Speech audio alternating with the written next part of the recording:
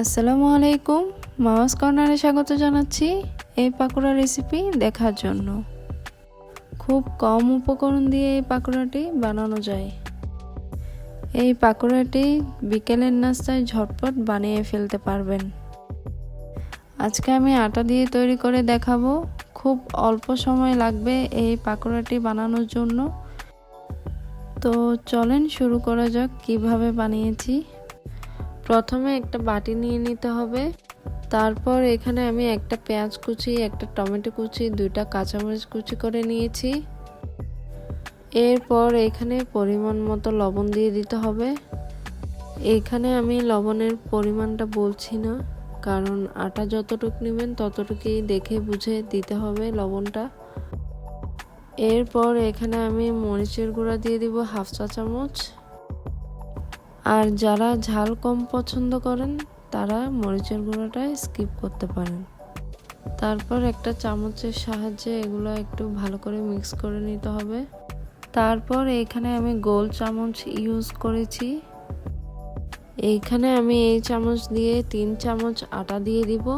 এই চামচটা সবারই থাকে, চাইলে এই চামচ দিয়ে দিতে পারেন, সুবিধা হবে আপনাদের। এরপর এইখানে আমি সামান্য বেকিং সোডা দিয়ে দিব। এইগুলো দেওয়ার পর অল্প অল্প পানি দিয়ে আটার সাথে মিক্স করতে হবে।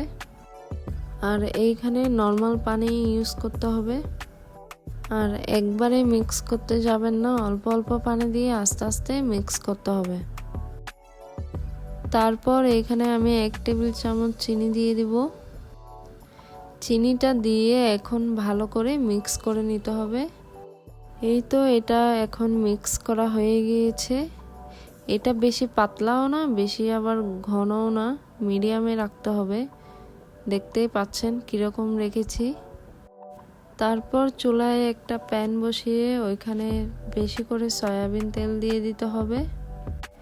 তেল গরম হয়ে গেলে এখানে আমি একটা একটা তেলের মধ্যে দিয়ে দিব।